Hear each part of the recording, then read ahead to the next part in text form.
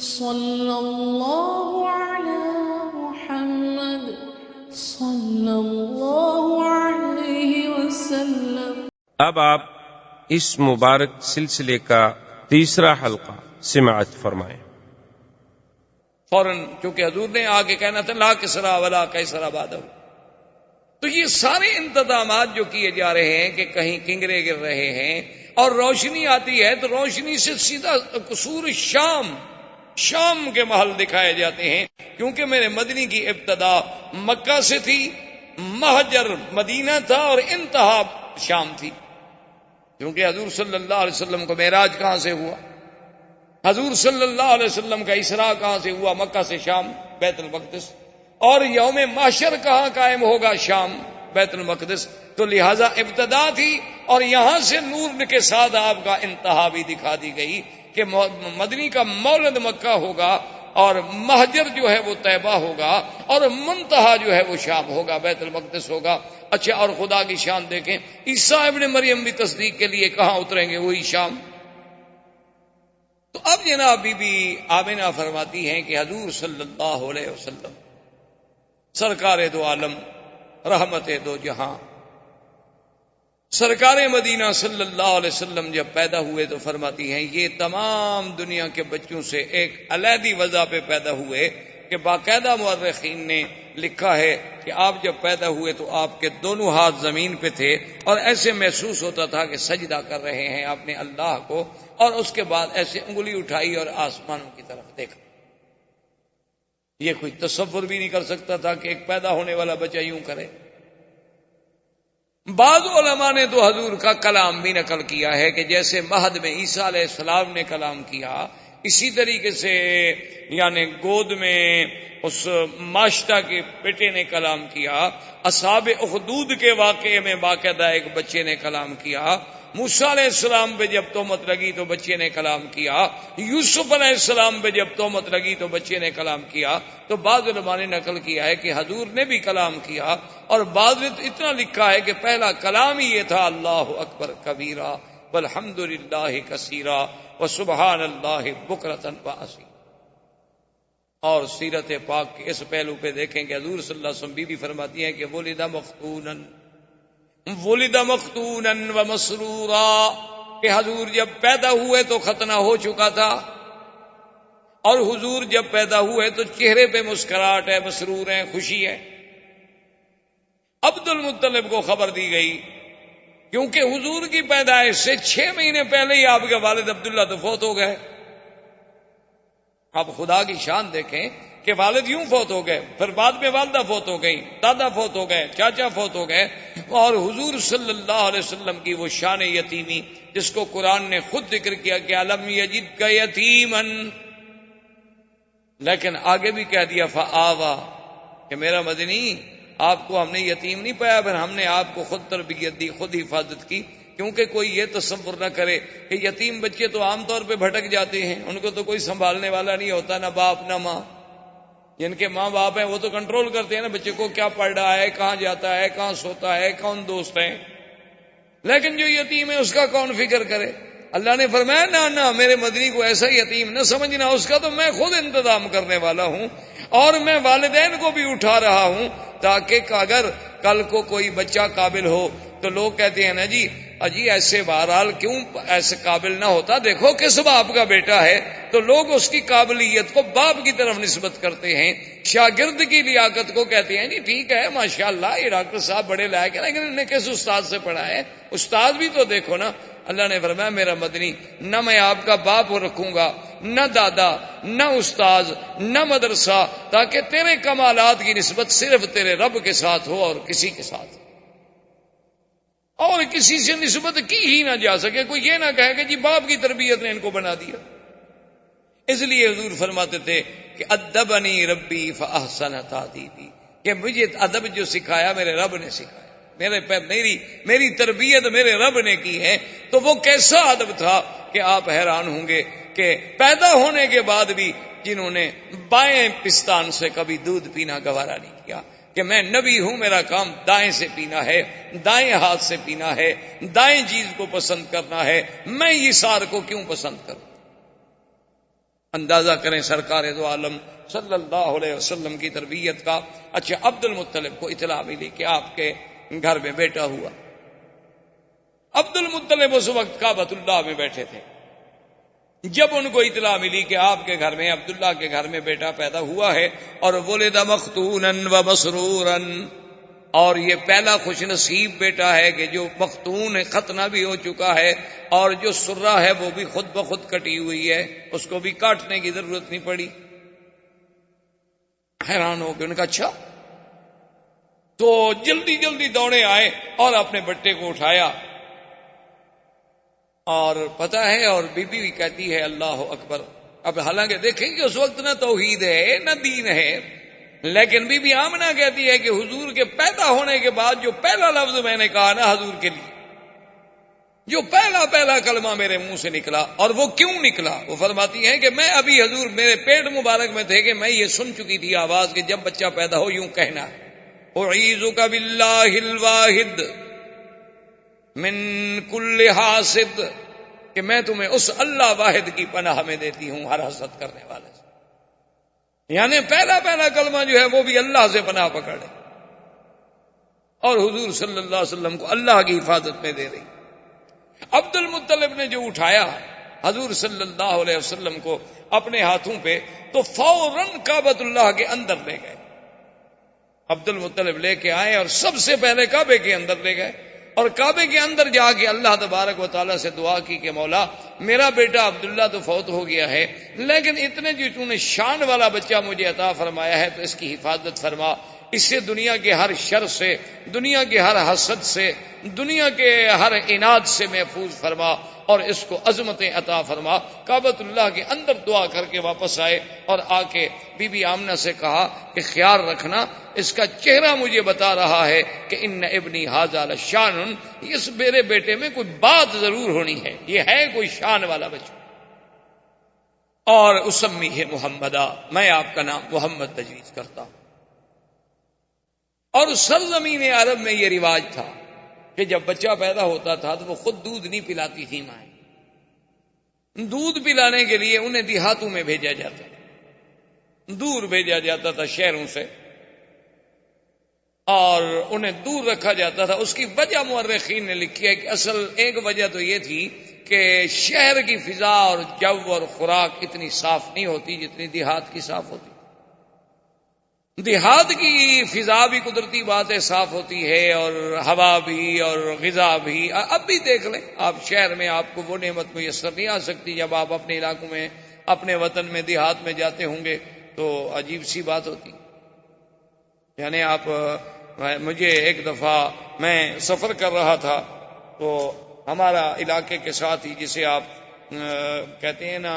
سہارا، یا آپ کے ہندوستان میں بھی راجستھان کا جیسے علاقہ ہے، وہ بھی اسی طرح ہمارے ساتھ بھی پاکستان میں راجستھان کے سہارا کا علاقہ ہے، اور وہ ہمارے ڈسٹرکٹ سے قریب ہے۔ تو وہاں کچھ دوستوں نے، انہوں نے کہا کہ حضرت آپ آتے ہیں اور جلسہ، سفر، تقریر، درس، صبح درس، مغرب کو درس، عشاء کو درس، رات کو جلسہ، پھر سفر، تو کم از کم آپ ایک دن 2 دن دیں تاکہ ہم آپ کو یہاں کو ہرن ورن کا شکار کھلائیں، یہ کریں وہ۔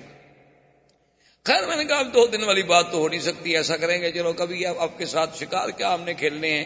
تو رات کو آ جائیں گے۔ تو وہاں جب میں گیا تو میں کہنے کا مقصد یہ تھا کہ مجھے اتنی جناب گلے میں تکلیف، نزلہ، زکام، تھکان، اتنی بدن ٹوٹ رہا ہے۔ اب وہاں جا کے یاد آیا کہ بھئی وہ اتفاق سے وہ دوائیوں کا بیگ بھی میں نے ساتھ نہیں رکھا، کیا کھاؤں کیا نہ کروں۔ اب صحرا ہے، روئی کا علاقہ ہے، ٹیلوں پہ بیٹھے ہوئے، نہ گھر ہے نہ کچھ ہے۔ تو ان سے میں نے کہا کہ بھئی کیا؟ انہوں نے کہا جی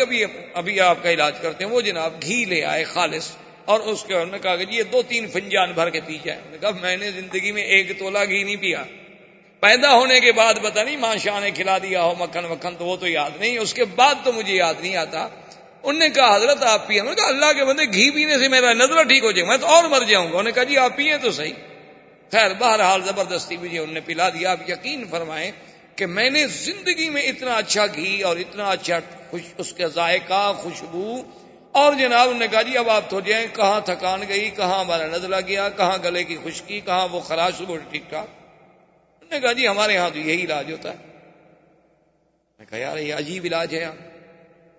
تو مقصد کہنے کا یہ تھا کہ وہ جب اتنی صاف ہوتی ہے، خوراک اتنی صاف ہوتی ہے، وہ گھی اتنی اصلی ہوتے ہیں کہ اس میں ملاوٹ کا تصور نہیں ہوتا، تب اپنے بچوں کو بہر۔ اور دوسری وجہ یہ تھی کہ شہر کی زبان صاف نہیں رہتی، جیسے غذا صاف نہیں رہتی اسی طرح زبان صاف نہیں رہتی۔ کوئی حاجی آیا، کوئی کہاں سے آیا، کوئی کہاں سے آیا، کوئی کہاں سے آیا، ایک ایک لفظ، آدھا آدھا لفظ، ایک ایک جملہ چھوڑ گیا۔ اب آپ یہاں دیکھتے ہیں نا عربی لکھی ہوتی ہے ناشی و نال، یہ کون سی عربی ہے؟ نیشنل کا ترجمہ جو نہیں کر پائے بیچارے، کہ اب نیشنل کا کیا ترجمہ کرنے کا، جو اسی کو ناشی و نال بنا دو، تویوتا، بوتو، جو مرضی ہے اپنا بنا لے، کہاں سے؟ اچھا اب جناب وہ جو بناتے ہیں نا جی، وہ صبح انڈے کو ایسے مار مار کے چھوٹے، اس کا نام ہے شکشوکا۔ کہاں سے آ گیا جی شکشوکا؟ کو عربی کا لفظ ہے دنیا میں شکشوکا۔ پیزا کون سی عربی ہے جی؟ پیزا یہ تو اٹالین پراٹھے کا نام ہے پیزا، یہاں کون سی عربی میں آ گیا پیزا؟ یہ اس لیے کہ زبان بگڑتی ہے، جب باہر کو لوگ آتے ہیں تو اپنی کچھ برائیاں تو ہمیں دے جاتے ہیں، اچھائیاں مکے والوں کی لے جاتے ہیں اور برائیاں وہ یہاں چھوڑ جاتے ہیں۔ تو اس لیے بھی لوگ جو تھے وہ شہروں سے اپنا گھبراتے تھے کہ بھئی بچے کی تربیت باہر کرو کہ اس کی زبان بڑی فصیح۔ تو اس لیے اب جناب بی بی صاحبہ بھی اسی تمنا میں تھی، بنو سعد کے قبیلے کی مرضعات آئیں، مکے میں آ کے بچوں کو تلاش کیا، سب اپنا اپنا بچہ لیتی گئیں، اور جب سنے کہ محمد عربی عبداللہ کے گھر میں پیدا ہوئے، باپ فوت ہو گیا ہے، بھئی یتیم ہے نا۔ اچھا یہ مطلب نہیں تھا کہ ان کو صرف پیسوں کا خیال ہوتا تھا، وہ دودھ کی کوئی اجرت طے نہیں کرتی تھی، ان کے نزدیک دودھ بیچنا حرام تھا۔ اچھا یہ ہمارے دیہاتوں میں بھی رواج رہا ہے، ہمارے قبائل میں، کہ دودھ بیچنے کو بڑا حرام سمجھا جاتا ہے۔ وہ دودھ ہے ٹھیک ہے، اللہ کی نعمت، اس کو کیا بیچنا ہے؟ اب تو خیر لوگ دودھ والی بیچ دیتے ہیں، دودھ کیا ہوا، اب تو قومیں اتنی ترقی کر گئی۔ اچھا خیر جناب وہ یہ ہوا کہ وہ یہ سوچتے تھے کہ بعد میں اکرامیہ جو ہے وہ تو ہمیں ملنا ہے نا، طے نہیں کرتے کہ ہمیں دودھ پلانے کے اتنا پیسے دو، لیکن صاف بات ہے کہ بڑا گھر ہوگا تو اکرام، لباس، کپڑے، یہ وہ ملے گا، اور ایک یتیم بچے کے گھر سے بھی ہمیں کیا ملے گا؟ ماں غریب ہے، باپ مر گیا ہے، دادے کی کفالت میں ہے، اور اس زمانے میں عبد المطلب کا گھرانہ سب سے زیادہ غریب تھا۔ غربت کی وجہ کیا تھی کہ جو کچھ ہوتا تھا وہ تو حاجیوں پہ لٹا دیتے تھے، جو کچھ ہوتا تھا وہ حاجیوں پہ لٹایا جاتا تھا کہ ان کو پانی پلاؤ، شربت پلاؤ، ان کو جناب کھانا کھلاؤ، ان کے رہنے کا انتظام کرو۔ اب اتنے حاجیوں کا انتظام کرنا ہے ایک سردار کو، تو اس کے گھر میں بچ کیا جاتا ہے؟ تو بہرحال جب وہ مایوس ہو گئیں تو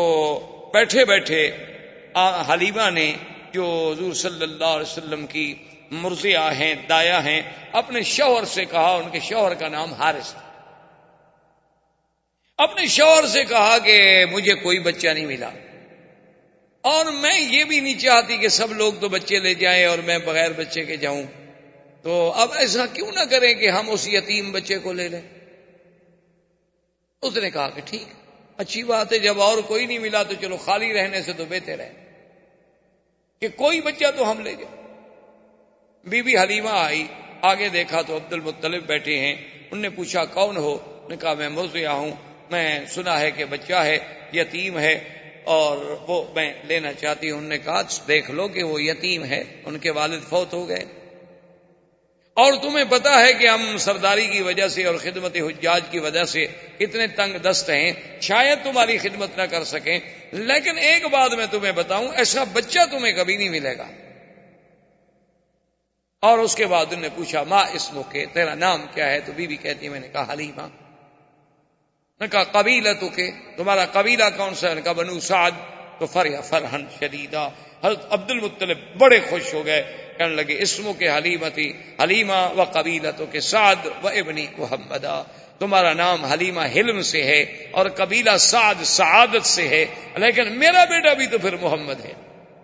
صلی اللہ علیہ وسلم۔ اور بی بی حلیمہ کہتی ہیں کہ میں اندر گئی تو حضور صلی اللہ علیہ وسلم ایک سبز ریشمی کپڑا تھا جو اماں نے نیچے بچھایا ہوا تھا، اور اس پہ حضور ایسے سیدھے لیٹے ہوئے تھے، اور فرماتی ہے کہ اتنا جمال تھا، اتنا حسن تھا، اور اتنی چہرے پہ تبسم تھا کہ میں تو ڈر گئی کہ میں ان کو اٹھا کے نیند سے بیدار کر کے ایسے اس منظر کو کہیں ضائع نہ کر بیٹھوں۔ میں اب ڈر کے مارے ہاتھ نہ لگاؤں کہ چلو سونے دو میرے پاک نبی صلی اللہ علیہ وسلم، کہ اتنی پیار سے لیٹے ہوئے ہیں کہ نظریں آسماں کی طرف ہیں، چہرے پہ تبسم ہے، اور رنگ ایسا میں نے نہیں دیکھا، جمال ایسا میں نے نہیں دیکھا۔ تو میں نے بی بی آمنہ سے پوچھا کہ آپ کا یہ بیٹا، اس نے کہا تمہیں پتا ہے کہ ولد مختونن، یہ تو پیدا ہی مختون ہوا ہے، یہ تو پیدا ہی مسرور ہوا ہے۔ ان ابنی ھذا لشان، میرے اس بیٹے کو اللہ نے کوئی مقام دینا ہے، حلیمہ اگر بچہ لینا ہے تو ذرا خیال سے لے جانا۔ اور حلیمہ بی بی کی سواری کیا تھی؟ یہ گدھا۔ بعض روایات میں اونٹنی کا ذکر ہے، لیکن بعض روایات میں گدھا کا ذکر۔ اچھا، اب جناب عجیب شان دیکھیں کہ جب وہ آئے، سواری چونکہ ایک تھی، آگے اس کا شوہر بیٹھا، اصولی سی بات تھی کہ خامن جو ہیں وہ آگے بیٹھتے ہیں اور عورتیں پیچھے بیٹھتی ہیں، آج کل تو نہیں، یعنی اس زمانے کی میں بات کر رہا ہوں، یہ حضور صلی اللہ علیہ وسلم کے اس دور ولادت کی بات ہے۔ تو بہرحال وہ حارث جو تھا وہ سواری پہ آگے بیٹھا، اور اس کے بعد ان کی بیوی پیچھے۔ اب بیوی پیچھے بیٹھے گی تو حضور کو تو آخر وہ گود میں لے گی نا جی۔ اچھا، جب گود میں لے کے بیٹھی، سواری نہیں چلتی، وہ سواری کھڑی نہ ہو۔ اب بیوی کہتی ہے میں حیران ہو گئی، پہلے ہماری سواری کمزور تھی، اب اور یہ ہو گیا کہ بھئی اتنا بچے کا بوجھ تو نہیں ہو سکتا کہ اس کی وجہ سے یہ نہ چلے۔ تو کہتی ہیں کہ میں نے کہا اپنے شوہر سے کہ ایسا کرو کہ سواری ایک تو کمزور ہے، دوسرا شہر میں آنے کے بعد بھی سواری جو ہے جانور پر اثرات ہوتے ہیں، ابھی تم اس کو آگے پکڑ کے چلاؤ، جب باہر نکل جائیں گے پھر تم بیٹھ جانا۔ تو جب میرا خاوند اترا، اس نے آگے پکڑا تو چل پڑی، اور جب ہم شہر سے نکل گئے ہم نے پھر سواری کو بٹھا دیا، پھر اسی طرح بیٹھے، پھر وہ رک گئی۔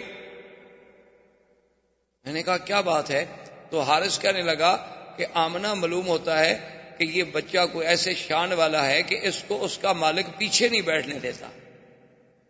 اس کو آگے ہی بٹھانا ہوگا، تو لہذا اس کو میں آگے لے لیتا ہوں، تم پیچھے بیٹھی رہو۔ تو میں نے اپنی گود میں لے لیا۔ تو کہتے ہیں میری سواری جو چلی نا، تو ساری بنو سعد کی سواریاں پیچھے رہ گئیں، اور وہ ہمیں پکار رہی ہیں کہ حلیمہ تمہاری سواری کو کیا ہوا؟ میں نے کہا سواری تو وہی ہے، پر سوار بدل گیا۔ سواری تو میری وہی ہے جو آتے ہوئے چل نہیں سکتی تھی، آتے ہوئے کھڑی نہیں ہو سکتی تھی۔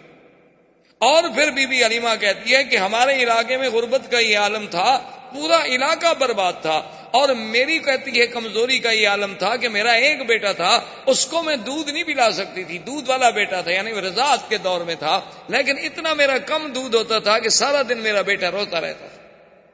بی بی حلیمہ کے بیٹے کا نام عبداللہ تھا، جو حضور کا رضائی بھائی تھا۔ اب دیکھیں، باپ کا نام بھی عبداللہ اور رضائی بھائی کا نام بھی عبداللہ، ماں کا نام آمنہ اور مرضیہ کا نام حلیمہ، یعنی آمنہ امن سے، حلیمہ حلم سے، قبیلہ سعد سے، اور رضاعت والا بھائی بھی عبداللہ۔ یہ سارے اتفاق ہے۔ یہ تو معلوم ہوتا ہے کہ اس خالق کائنات نے نظام بنایا کہ جس جس چیز پہ آپ نظر ڈالیں، یعنی عجیب حیرت ہوگی۔ اچھا دیکھیں نا، اگر آپ لفظ دیکھیں اللہ، تو کس دوسرے لفظ پہ شد ہے، پہلے لفظ پہ تو شد نہیں ہے نا۔ اور حضور کے نام پہ بھی دیکھیں محمد، وہاں بھی شد دوسرے نام پہ آتی ہے، پہلے نام پہ نہیں آئی، آخر پہ بھی نہیں آئی۔ یعنی یہ سارے اتفاقات ہیں۔ یہ بخت و اتفاق ہے کہ ہاں جی اتفاق ہے، ایسا ہو گیا ہوگا، یہ کیا بات ہے؟ یہ سارے زمین و آسمان کی سٹیجیں جو سجائی جا رہی ہیں، یہ سارے اتفاق نہیں، بلکہ معلوم یہ ہوتا ہے کہ یہ کارخانہ ہستی اللہ تبارک و تعالی نے شاید اسی آنے والی ذات کے لیے پیدا کیا کہ اب جناب بھائی کا نام کیا ہے؟ عبداللہ، اور آپ کی دو بہنیں بھی ہیں رضائی، ایک کا نام تھا شیمہ اور ایک کا نام تھا انیسا یا انیسا۔ تو بی بی حلیمہ کہتی ہے کہ میرا اتنا دودھ بھی نہیں ہوتا تھا کہ میرا بچہ پی لے، وہ بیچارہ روتا رہتا تھا، نیند نہیں آتی تھی بھوک کے مارے، کہ اور تو کوئی رضا کوئی نہیں تھی۔ لیکن کہتی ہے جب میں حضور کو لے کے آئی تو کہتی ہے پہلا دن تھا کہ میرے سینے کے دونوں حصے جو ہے دودھ سے بھر گئے، اور حضور پاک نے بھی پیٹ بھر کے دودھ پیا اور میرے بیٹے نے بھی پیٹ بھر کے دودھ پیا، اور دونوں آرام کرتے رہے کہ اللہ نے میرے بدن میں بھی انقلاب، میرے گھر میں بھی انقلاب، اور میری بکریاں شام کو چرنے گئی، واپس آئیں تو ان کے نت بھرے ہوئے ہیں دودھ سے۔ ایک ہماری بالکل مریل قسم کی اونٹنی تھی جو اٹھ کے نہیں کھڑی ہو سکتی تھی، تو میرا شوہر دوڑا ہوا آیا، اس نے کہا حلیمہ دیکھا وہ اونٹنی کھڑی ہے اور دودھ اترا ہوا ہے، برتن لاؤ میں دودھ لے کے آؤں، چونکہ اونٹنی کا دودھ عرب کو بڑا محبوب تھا۔ تو اللہ تبارک و تعالیٰ نے حضور پاک صلی اللہ علیہ وسلم کی بی بی حلیمہ کے گھر جانے سے وہ ظاہری برکتیں، وہ باطنی برکتیں، وہ معنوی برکتیں، وہ حصی برکتیں، وہ وجودی برکتیں ایسے اظہار ہوئے کہ دنیا دنگ رہ گئی. اور پھر بی بی کہتی ہے کہ حضور کے اپنے بدن میں جو بڑھنے کا انداز تھا، یعنی عجیب حیرت کی بات تھی کہ جو بچہ 1 مہینے میں بڑھتا ہے اتنا حضور 1 دن میں بڑھ جاتے تھے. یعنی بی بی صاحبہ فرماتی ہیں جب حضور کی عمر 2 سال کی ہوئی ہے تو آپ 6 سال کے نظر آتے تھے، اور حضور صلی اللہ علیہ وسلم نے 4 مہینے کی عمر میں بولنا شروع فرما دیا. اور اتنے فصیح لفظ کہ اب دیکھیں نا، حضرت ابو بکر صدیق خود قریشی ہے، خود اہل مکہ ہیں. کبھی کبھی انہوں نے ایک دفعہ حضور صلی اللہ علیہ وسلم سے کہا کہ یا رسول اللہ صلی اللہ علیہ وسلم، مجھے بڑی حیرت ہوتی ہے کہ کبھی آپ ایسا لفظ بولتے ہیں کہ ہم عرب ہیں، کرشی ہیں، لیکن ہمیں بھی سمجھ نہیں آتا اس کا ترجمہ. تو حضور نے فرمایا کہ ابو بکر ایسا کیوں نہ ہو، ایسا کیوں نہ ہو. ولدت فی قریش وربیت فی بنو سعد، اللہ نے مجھے قریش میں پیدا کیا اور بنو سعد جیسے قبیلے میں نے وہاں تربیت پائی، میں نے وہاں دودھ کا زمانہ گزارا. اگر میری زبان فصیح نہیں ہوگی تو پھر کس کی زبان فصیح؟ تو اللہ تبارک و تعالی آپ کو بھی اور مجھے بھی حضور کی سیرت پر عمل کرنے کی توفیق عطا فرمائے. زندگی باقی تو بات باقی. اللہم صلی علی سیدنا محمد وعلی آل سیدنا محمد کما صلیت علی ابراہیم وعلی آل ابراہیم فی العالمین انک حمید مجید. برادران اسلام، جیسا کہ الحمدللہ آپ کو علم ہے کہ چند دنوں سے ہم سیرت رسول پاک صلی اللہ علیہ وسلم کے ضمن میں کچھ باتیں کہہ رہے ہیں اور سن رہے ہیں. سب سے پہلے درس اول میں جزیرہ عرب کے حالات پہ بحث کی گئی کہ حضور صلی اللہ علیہ وسلم سے قبل جزیرہ عرب کا کیا حال ہے. اس کے بعد حضور صلی اللہ علیہ وسلم کی بعثت کے مطابق جو مبشرات تھے، جو اشارات تھے، جو ارہاسات تھے، جو کنایات تھے، جو مؤشرات تھے، ان پر بحث کی گئی اور اس کو ذکر کیا گیا درس میں. اور پھر تیسرے درس میں حضور صلی اللہ علیہ وسلم کی ولادت باسعادت، حضور صلی اللہ علیہ وسلم کا ولادت کے وقت کے حالات، حضور صلی اللہ علیہ وسلم کے ولادت کے وقت کے معجزات، اور حضور صلی اللہ علیہ وسلم کے لیے اسم محمد کا تجویز ہونا، یہ ذکر کیا گیا. اور پھر حضور کی رضاعت،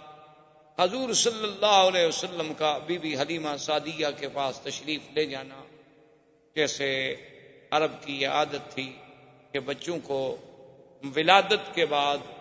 دیہات میں، جنگلوں میں، دور افدادہ آبادیوں میں بھیجا کرتے تھے تاکہ خالص غذا ملے، خالص لغت ملے، ان کی لغت بھی فصیح ہو، ان کی صحت بھی بہتر ہو، اور شہر کی آلودگیوں سے بچ جائیں اور ان کی زبانوں میں بھی کسی قسم کا خلل نہ آئے. اس بنا پر حضور صلی اللہ علیہ وسلم کو بھی بی بی حلیمہ جو قبیلہ بنو سعد کی مرضیہ تھی،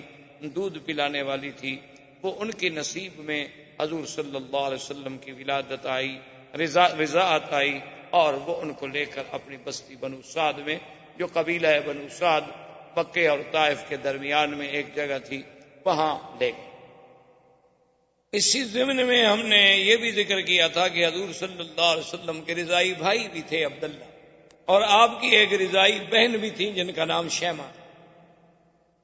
تو اب بی بی حلیمہ فرماتی ہے کہ حضور صلی اللہ علیہ وسلم کے آنے کے بعد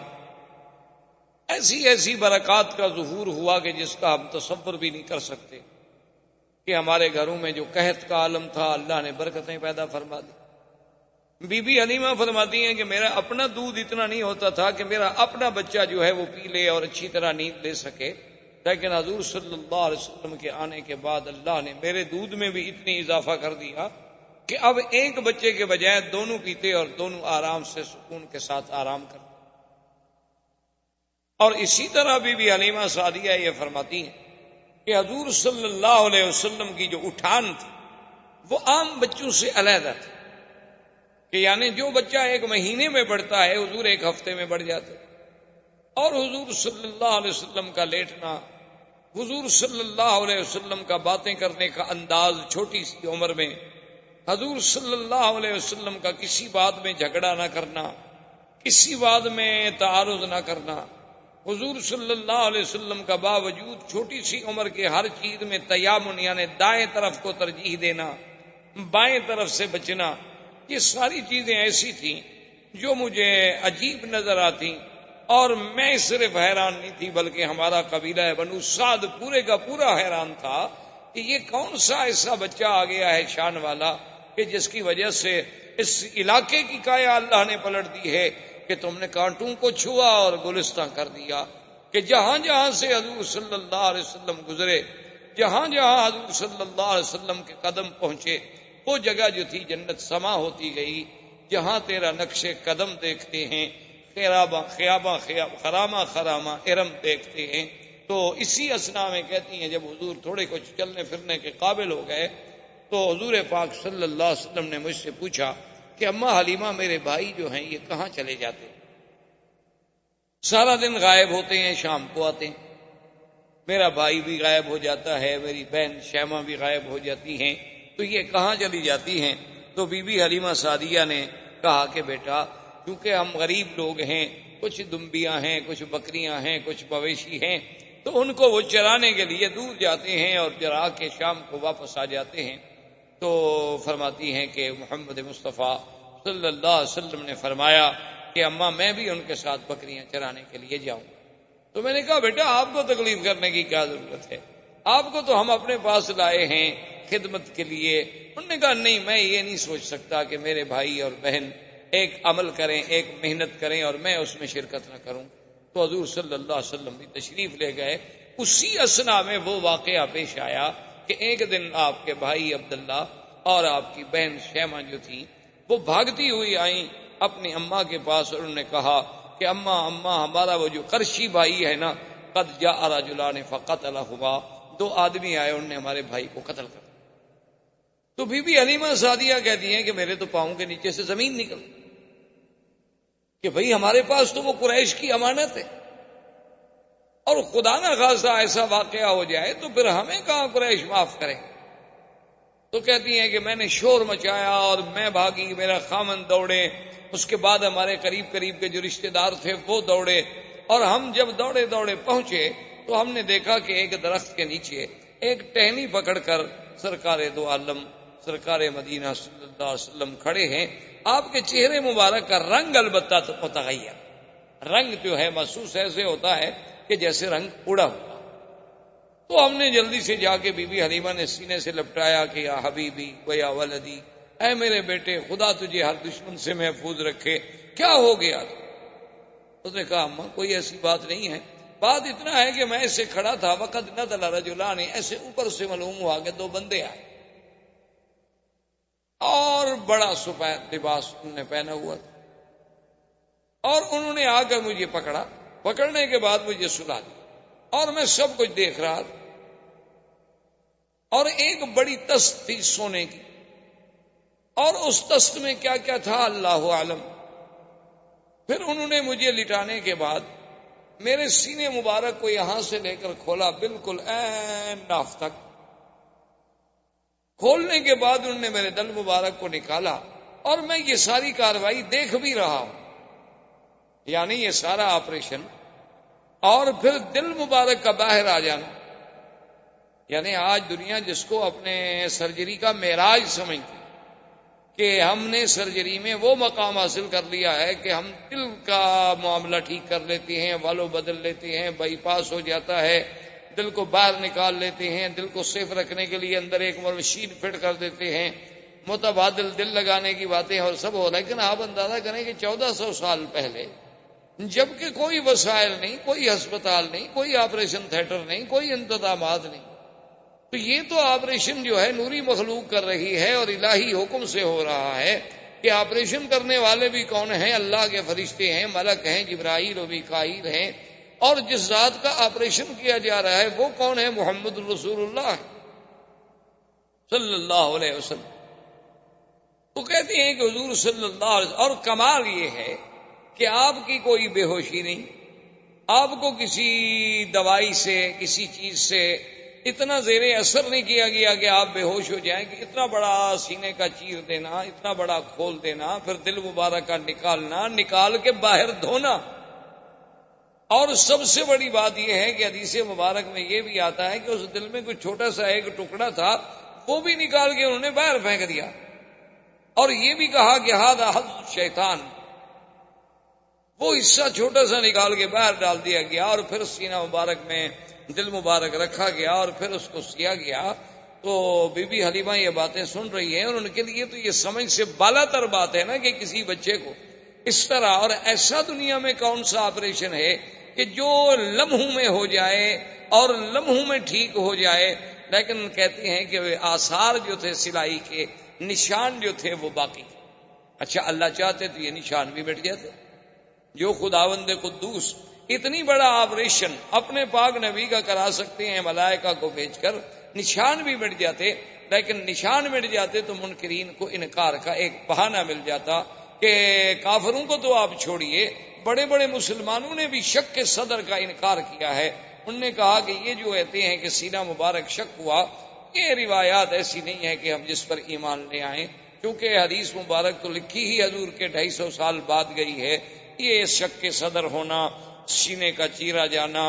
دل مبارک کا باہر نکال لینا، پھر دل کو دھونا، دھونے کے بعد دل کو اندر رکھ دینا، اور بغیر اسباب ظاہریہ کے، اتنی بڑی بات جو ہے، انہوں نے کہا اصل میں مولویوں کو دھوکہ لگا ہے کہ انہوں نے شک کے صدر کو حقیقت پہ محمول کر دیا، حالانکہ معنی یہ تھا کہ اللہ نے اپنے نبی کا دل مبارک جو ہے کھول دیا، یعنی اس کو باتیں سمجھنے کے لیے، علوم غیبیہ کی باتوں کو پہچاننے کے لیے، علوم قرآن کی حقیقت و گہرائیوں میں ڈوبنے کے لیے اللہ نے سینہ کھول دیا۔ وہ کہتے ہیں جیسے محاورے میں آپ کہتے ہیں جی ماشاء اللہ فلاں عالم کی جب تقریر سنی نا، اللہ نے بھائی ان کا تو واقعی سینہ کھول دیا، ایسے بہ رہے تھے جیسے کہ دریا بہ رہا ہو، حالانکہ نہ دریا بہ رہا ہوتا ہے اور نہ سینہ کھلا ہوتا ہے، ان کا یہ محاورہ۔ تو بعض مسلمان اپنے آپ کو مسلمان کہلانے والوں نے بھی شک کے صدر کا انکار کر دیا، انہوں نے کہا کوئی شک کے صدر نہیں، بلکہ یہ شرح صدر ہے، شک کے صدر نہیں۔ لیکن بات یاد رکھیں کہ شک کے صدر کی روایات بخاری و مسلم کی روایات ہیں، سیاح کی روایات ہیں، اور وہ اتنی تواتر کو پہنچی ہوئی روایات ہیں کہ جن کا ہم انکار نہیں کر سکتے۔ اور پھر صحابہ کا صرف یہ نہیں ہے کہ بھی روایات کا ذکر ہو، بلکہ صحابہ کا حضور کے آثار نشانات کو بھی دیکھ کے گواہی دینا کہ ٹانکے کے نشان ہم نے اپنی آنکھوں سے دیکھے۔ حضور کے خادم جو ہیں حضرت انس بن مالک رضی اللہ تعالیٰ عنہ، وہ فرماتے ہیں کہ حضور صلی اللہ علیہ وسلم کے سینے مبارک پر جو اثرات تھے اس سلائی کے، وہ میں نے دیکھے ہیں اپنی آنکھوں۔ اور پھر جہاں شرح صدر ہے وہاں قرآن نے تو خود کہا ہے شرح صدر، الم نشرح لک صدرک ووضعنا عنك وزرك الذي انقض ظهرك، اور اسی طرح قرآن کہتا ہے فمن يرد الله ان يهديه يشرح صدره للاسلام فهو على نور من ربه، اور اسی طرح قرآن نے موسیٰ علیہ السلام کی دعا نقل کی، رب اشرح لي صدری ويسر لي امری وَاحْلُلْ عُقْدَةً مِّن لِّسَانِي يَفْقَهُوا قَوْلِي، اور حضور کی دعا تھی اللہم متعنا بِأَسْمَائِنَا وَأَبْصَارِنَا وَاشْرَحْ صُدُورَنَا۔ تو شرح صدر تو قرآن نے خود ذکر فرمایا۔ تو اگر شرح صدر سے علماء کو دھوکہ لگتا تو اس شرح صدر والی آیت میں وہ لکھ دیتے کہ یہ شک صدر ہے، یا شک صدر والی آیت کے نیچے اور حدیث کے نیچے لکھ دیتے کہ یہ شرح صدر ہے۔ یہ بات نہیں، حضور کا ایک دفعہ شک صدر نہیں بلکہ 2 دفعہ حضور کا شک صدر ہے۔ ایک بچپن میں جب سرکار دو عالم صلی اللہ علیہ وسلم اپنی مرضعہ بی بی حلیمہ بنو سعد کے قبیلے میں تھے، اس وقت بھی آپ کا سینہ مبارک کھولا گیا، اور ایک جب حضور صلی اللہ علیہ وسلم کو اسراء اور معراج پہ لے جانے کا فیصلہ ہوا تو وہ بھی اللہ کے حرم میں مسجد الحرام میں یہاں آ کر فرشتوں نے پھر آپ کا سینہ مبارک کھولا۔ اور اصل وجہ اور حکمت اللہ کی شان یہ تھی کہ آخر حضور صلی اللہ علیہ وسلم جلالت شان کے ساتھ، اس میں تو کوئی شک نہیں کہ آپ بشر ہیں اور سید البشر ہیں، اس میں تو کوئی شک نہیں کہ آپ ابن عبداللہ ہیں، اس میں تو کوئی شک نہیں کہ آپ ابن آمنہ ہیں، اس میں تو آپ کوئی شک نہیں کہ آپ عبد المطلب کے پوتے ہیں، ابی طالب کے بھتیجے ہیں، عبداللہ کے بیٹے ہیں، آمنہ کے لال ہیں، بی بی حلیمہ سعدیہ سے دودھ پینے والے ہیں۔ تو علماء نے لکھا ہے کہ وہ تقاضائے بشریت کا جو حصہ تھا، اللہ کو یہ بھی گوارا نہیں تھا کہ اس بشریت کی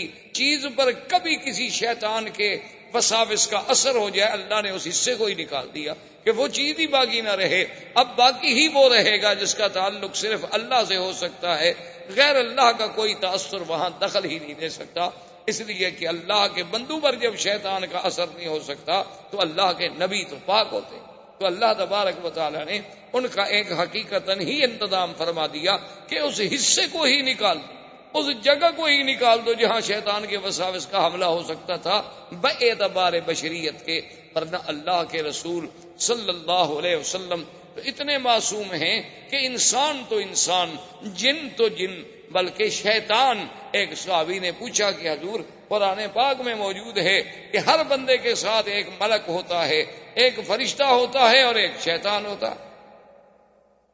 ایک قرین ہوتا ہے شیطان اور ایک ملک ہوتا ہے ہر بندے کے ساتھ۔ تو کیا یا رسول اللہ صلی اللہ علیہ وسلم آپ کے ساتھ بھی وہ قرین ہے، وہ شیطان ہے؟ آپ نے فرمایا کہ ہے ولکنہ اسلم، ہے تو صحیح لیکن وہ بھی مسلمان ہو گیا، تو لہذا اب وہ بھی میرے خلاف تو کوئی غلط بات تو مجھے نہیں بتا سکتا۔ یعنی حضور صلی اللہ علیہ وسلم کی صحبت کا یہ عالم تھا۔ تو ایک دفعہ تو آپ کو بچپن میں تیار کیا گیا کہ وہ حصہ جو ہے اس کو نکال دیا جائے اور آپ کے دل کو ایمان و حکمت سے بھر دیا جائے کہ انا سنلقی علیک قولا ثقیلا، پھر ہم نے آپ پر ایک بہت بڑا بھاری قول اتارنا ہے، اللہ نے قرآن اتارنا ہے، اللہ نے قرآن کے اعلان کے لیے اپنے پاک پیغمبر کو تیار کرنا ہے۔ تو یہ باطنی تیاری بھی ہو رہی تھی، ظاہری تیاری بھی ہو رہی تھی۔ تو اب بی بی حلیمہ کہتی ہیں کہ میں حیران ہو گئی، میں نے کہا اب اس کا حل کیا ہے، کیا ہو سکتا ہے؟ تو میں نے بڑی سوچ و بچار کے بعد، ایک ہمارے علاقے میں بہت بڑا کاہن تھا، بہت بڑا ماہر تھا، راہب تھا ان باتوں کا، تو میں اس کے پاس ان کو لے گئی اور میں اپنے خاوند کو بھی لے گئی۔ تو اس نے جب دیکھا تو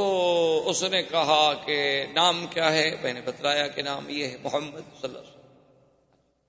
کب پیدا ہوئے؟ 12 ربیع الاول کی رات میں۔ کہاں پیدا ہوئے؟ مکہ میں۔ کیا دیکھا؟ یہ دیکھا۔ کیا کیا آثار نظر؟ اس کے بعد اس نے کہا کہ حلیمہ بات یہ ہے کہ اس بچہ جو ہے یہ کوئی شان والا بچہ ہے، معلوم ہوتا ہے کہ شاید یہ سنت کا نبی ہو، لہذا اس کو تم بڑی حفاظت سے رکھو، اس کے تو بڑے دشمن ہو۔ تو اب بھی حلیمہ کہتی ہیں کہ میں گھبرا گئی، حالانکہ میں 2 سال کی عمر میں ایک دفعہ والدہ کے پاس لے گئی تو پھر منتیں کر کے میں لے آئی تھی حضرت کو، کیونکہ والدہ کہتی تھی اب 2 سال کی عمر ہوگی تو آپ چھوڑ دیں۔ میں نے کہا کہ نہیں، مکے میں بیماری پھیلی ہوئی ہے، کہیں حضور کو تکلیف نہ ہو جائے، کیونکہ میں چاہتی تھی کہ یہ برکت میرے گھر سے کہیں دور نہ ہو جائے، یہ رحمت میرے گھر سے کہیں نہ چلی جائے۔ تو اب میں اتنی گھبرا گئی کہ میں حضور صلی اللہ علیہ وسلم کو لے کے سیدھی بی بی آمنہ کے پاس آئی اور میں نے کہا بی بی اب آپ اپنے بچے کو سنبھالیں، میں اب بچے کی حفاظت نہیں کر سکتا۔ تو بی بی آمنہ نے فرمایا کہ حلیمہ کیا بات ہے، تم تو منتیں کر کے لے گئی، تو ابھی تو چند ماہ بھی نہیں گزرے تم پھر خود آ گئی ہو دینے کے لیے، کیا تمہیں خطرہ ہے؟ اس نے کہا کہ اب بی بی میں آپ کو کیا بتاؤں،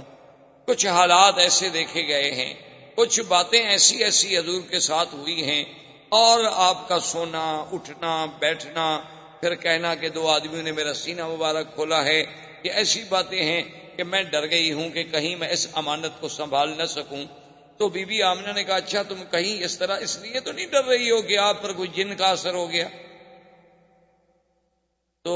انہوں نے کہا پتہ نہیں، ہو سکتا ہے کہ جن کا بھی اثر ہو۔ انہوں نے کہا کہ نہیں، میرے بچے پہ کبھی جن کا اثر نہیں ہو سکتا، کیونکہ جب یہ پیدا ہوئے تھے تو میں نے اسی وقت کہا تھا کہ انی اعوذک باللہ الواحد الاحد من شر حاسد اذا حسد۔ اب دیکھیں کہ بی بی آمنہ حضور کو اس وقت بھی اللہ کی پناہ میں دے رہی ہیں پیدا ہونے کی بات، حالانکہ وہ تو ان گھرانوں میں پیدا ہوئی جہاں بت پرستی تھی،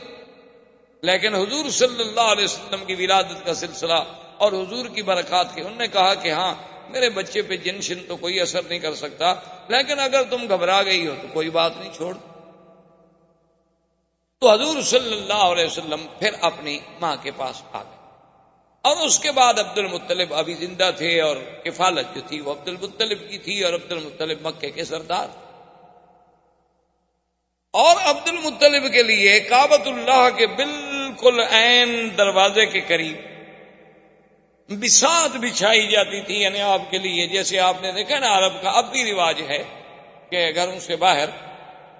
مکانوں کے ایسے تھڑے بنے ہوتے ہیں، وہاں کپڑا بچھا دیں گے، سرانے رکھ دیں گے، پیچھے مجلس بنا کے بیٹھ جائیں گے،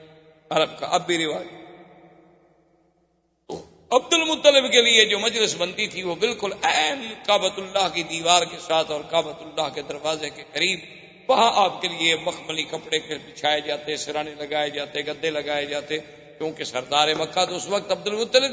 سارے مکے پہ ان کی سرداری تھی، اور پھر سقایا اور خدمت حجاج، خدمت حجیج، یہ سارا نظام جو ہے عبد المطلب کے سپرد تھا، لہذا ان کا احترام جو ہے دو جانب سے تھا، ایک کعبۃ اللہ کی نسبت سے اور ایک مکے کی سردار ہونے کی نسبت۔ اور جب وہ مجلس بچھا دی جاتی تو کوئی بھی آدمی جب وہاں آتا تو اس کو یہ اجازت نہیں تھی کہ وہ حضور اس عبد المطلب کی اس بساط پہ، اس جگہ پہ بیٹھ جائے، حتیٰ کہ عبد المطلب کے باقی بیٹے جو ہیں وہ بھی کھڑے رہتے تھے، باپ کا انتظار کرتے تھے جب تک والد آئیں وہ آ کے وہاں بیٹھیں۔ لیکن خدا کی شان ہے کہ محمد مصطفیٰ صلی اللہ علیہ وسلم ابھی تو 3-4 سال کی عمر نہیں ہوئی تھی، آپ جب بھی تشریف لاتے تو آ کر فوراً اپنے عبد المطلب دادے کی مجلس پہ بیٹھ جائیں، اور بھائی اگر روکتے بھی تو آپ ان کی توجہ نہ۔ اور عبد المطلب کو جب کہا گیا تو انہوں نے کہا ان ابنی ھذا لشأن، اس میرے بیٹے کے اندر کوئی اللہ نے کوئی شان رکھی ہے ایسی، اس کو منع نہ کیا کرو، اگر یہ میری مجلس پہ بیٹھ جائے تو بیٹھ جائے، میں نیچے بیٹھ جاؤں گا لیکن میں محمد کو نہیں اٹھا سکتا صلی اللہ علیہ وعلا آلہ واصحابہ وسلم۔ تو اب حضور صلی اللہ علیہ وسلم کو یعنی اس ضمن میں آپ کو یہ ایک جہاں وہاں یعنی بی بی حلیمہ کے پاس خالص غذا ملی، خالص لسان ملی، خالص لغت ملی، اور عبد المطلب کے پاس بیٹھ کے سرداری ملی، اور سرداروں کی باتیں، بڑے بڑے سرداروں کا عبد المطلب کے دربار میں آنا، بیٹھنا، باتیں کرنا، انداز کرنا، یہ ساری باتیں جو تھیں اس کی ایک تعلیم دی جا رہی تھی۔ عبد المطلب کے مجلس کوئی معمولی سی مجلس نہیں تھی، اس وقت مکے کا سب سے بڑا سردار، یہ سارا ایک اللہ کی طرف سے نظام۔ اور عبد المطلب کا عالم یہ تھا کہ سردار ہونے کے باوجود پیسہ نہیں ہوتا تھا، چونکہ جب پیسہ آتا تو سخاوت تھی، خرچ ہو جاتا،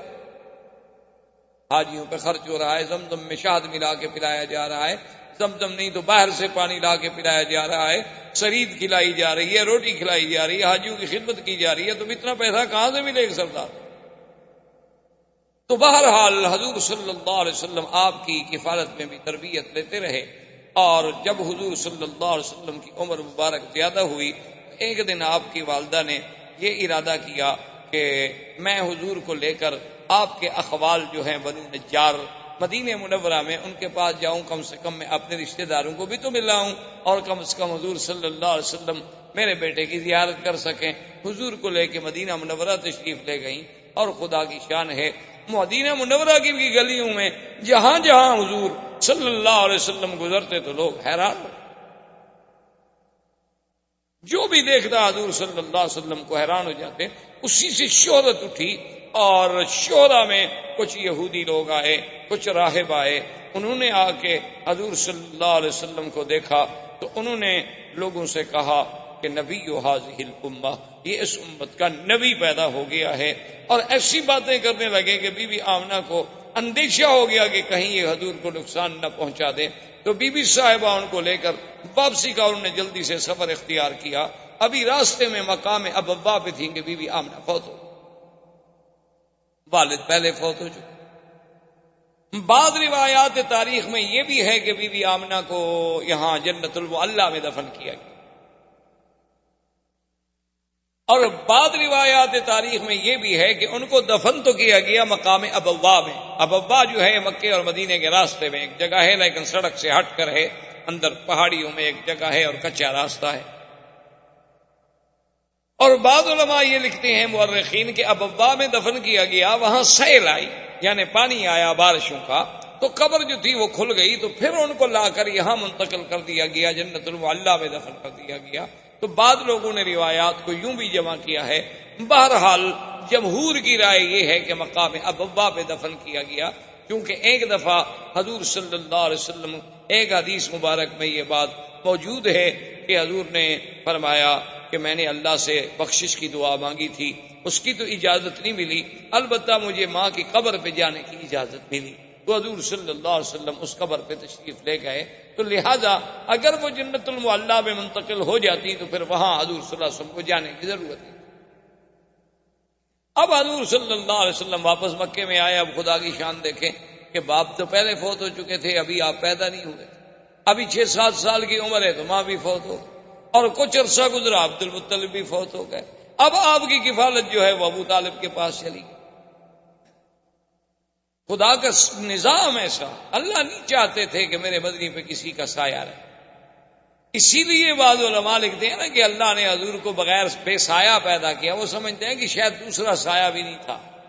یہ معنی نہیں، معنی یہ ہے کہ جیسے باپ کا ایک سایہ ہوتا ہے، ماں کا ایک سایہ ہوتا ہے، دادے کا ایک سایہ ہوتا ہے، کفالت کرنے والوں کا ایک سایہ ہوتا ہے، اللہ نے ان سب چیزوں سے حضور کو مستثنیٰ کر دیا۔ اللہ نے فرما دیا میرا مدنی ہم آپ کی خود حفاظت کریں۔ الم یجدک یتیما فآوی ووجدک ضالا فہدی۔ اللہ نے فرمایا کیا ہم نے آپ کو یتیم نہیں پایا، پھر ہم نے آپ کو خود ٹھکانا۔ تو اس تربیت، اچھا اگر فرض محال ایک شاگرد قابل ہو تو لوگ کہتے ہیں جی ان کا استاذ بڑا قابل، تو اس کی لیاقت و صلاحیت استاد کی طرف جاتی ہے، اولاد کی باپ کی طرف جاتی ہے۔ اللہ نے فرمایا ہم اپنے نبی کی تربیت ہی خود کریں گے، جیسے انہوں نے فرمایا ادبنی ربی فاحسن تادیبی، مجھے تو ادب بھی میرے رب نے سکھایا، میرے اللہ نے میرے ادب کا انتظام کیا۔ یعنی آپ حیران ہوں گے کہ مکے میں طواف اریاں کرنا، مکے میں کسی کا اریاں ایک دوسرے کے سامنے غسل کرنا، یہ چیزیں عیب ہی نہیں سمجھی جاتی، یعنی یہ چیزیں عیب بھی نہیں سمجھی جاتی تھی، بالکل اس پر کے یہ مردانگی کی ایک علامت۔ تو ایک دفعہ حضور صلی اللہ علیہ وسلم ایک چاچے کی امداد کے لیے، بعض روایات میں ہے کہ زمزم کی کھدائی میں، اور ایک روایت میں ہے کہ کعبۃ اللہ کی تعمیر جب قریش کر رہے تھے تو حضور پتھر اٹھا رہے تھے، تو آپ کے چچا نے کہا کہ یا محمد صلی اللہ علیہ وسلم آپ کندھوں پہ پتھر رکھتے ہیں، آپ کو تکلیف ہوتی ہوگی، تو آپ چادر مبارک نکال لیں اور کندھے پہ رکھ دیں تاکہ آپ کو پتھر اٹھانے میں تکلیف نہ ہو۔ تو ابھی حضور پاک نے چادر مبارک کھولی،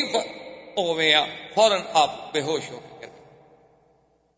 حضور صلی اللہ علیہ وسلم پہ بے ہوشی طاری ہو گئی،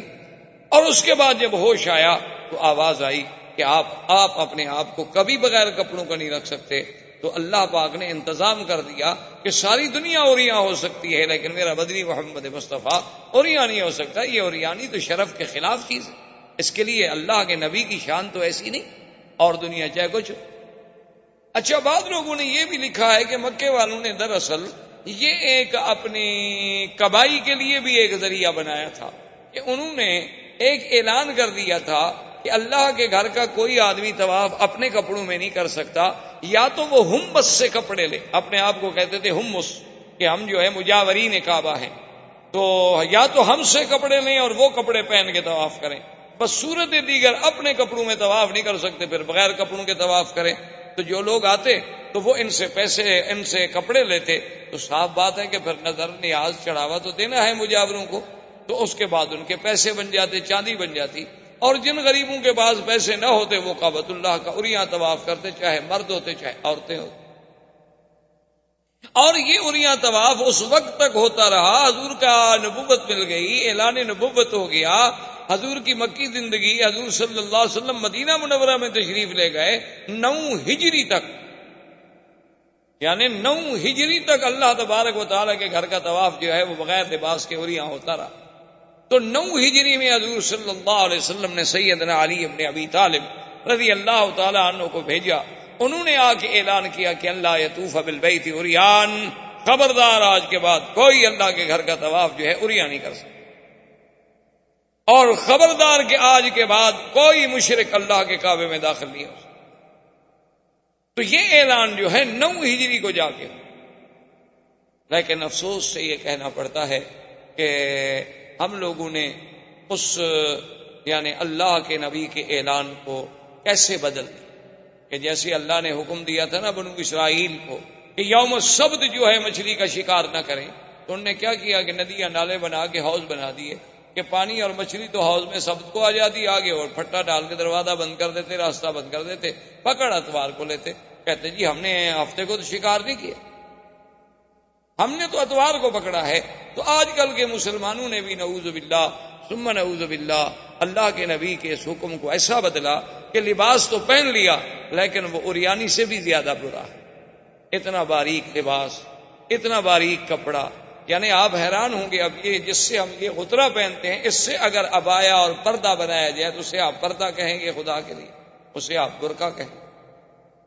یعنی یہ تو مزید اپنے حسن کو نکھارنے کا ذریعہ ہے کہ کسی کو اگر کالا رنگ سوٹ کرتا ہے وہ کالے رنگ کا برقع بنا لے گی، کسی کو سفید رنگ سوٹ کرتا ہے، سرخ رنگ سوٹ کرتا ہے، سبز رنگ سوٹ کرتا ہے، جو اس کا میچنگ کلر ہے اس کے مطابق وہ اپنے برقعے بنائے گی، اسی کے مطابق اپنی وہ چہرے پہ ڈالنے والی جھلیاں بنائیں گی، اور اسی طرح پھر آنکھوں کے سوراخ رکھے جائیں گے، پھر ناک کو ظاہر کیا جائے گا، یعنی حسن کو اجاگر کرنے کا بہانہ ہے، یہ پردہ نہیں ہے، اس کو کوئی پردہ نہیں کہہ سکتا۔ اسی کے بارے میں سرکار دو عالم نے فرمایا تھا کہ رب کاسیات عاریات، بہت ساری ایسی عورتیں ہوں گی میری امت میں، بظاہر تو وہ لباس پہنے ہوئے ہوں گی لیکن حقیقتاً وہ عریاں ہوں گی، اور اللہ تبارک و تعالیٰ کی ان پہ لعنت برس۔ اسی لیے علماء نے لکھا ہے کہ بعض اوقات ایک آدمی موٹا کپڑا پہنتا ہے، جیسے آپ نے دیکھا جین کے پینٹ پہنی جاتی ہے، لیکن اگر وہ موٹے کپڑے کا سلائی اتنی ٹائٹ ہے کہ ہر عضو نظر آ رہا ہے تو وہ بھی عریاں کے حکم میں، یعنی وہ بھی اسی حکم میں آئے گا کہ جیسے اس نے لباس پہنا ہوا نہ ہو، کہ ہر عضو، اس کے وجود کا ایک ایک حصہ، اس کی یعنی وجود کی سٹائل، اس کے سینہ، اس کے ابار، ہر چیز الگ الگ اگر نظر آ رہی ہے، کپڑا چاہے موٹا ہو تو وہ بھی عریاں کے حکم میں ہوگا کہ رب کاسیات عاریات، کہ بہت ساری عورتیں ایسی ہوں گی کہ جنہوں نے بظاہر تو لباس پہنے ہوئے ہوں گے، یا ایسی جرابیں پہن لینی جو اس کے رنگ سے ملتی ہوں، پتہ ہی نہ لگ سکے کہ اس کے بدن کا رنگ ہے یا ایک باریک سی جراب چڑی ہوئی ہے اس کے اوپر، ایک ایسا برقع پہنا کہ برقعے سے اور قمیض کے اندر سے جو بنیان کا کلر ہے وہ بھی نظر آ رہا ہو، تو ایسے کپڑے کو آپ کیا کہہ سکتے ہیں کہ یہ کپڑا ساتر ہے؟ یہ کپڑا اس لیے پہنا گیا ہے کہ عورت کا بدن چھپا رہے اور اس پر کسی غیر کی نظر نہ پڑے، یا یہ ایک فیشن ہے کہ مردوں نے اپنا ایک عبایا ڈال لیا، عورت نے ایک سیاہ گاؤن ڈال لیا، بس ختم ہو گئی بات۔ اچھا، بعض تو نعوذ باللہ یہ عالم ہے کہ اوپر سے باقاعدہ برقع ہے اور اندر جو ہے منی اسکرٹ ہے،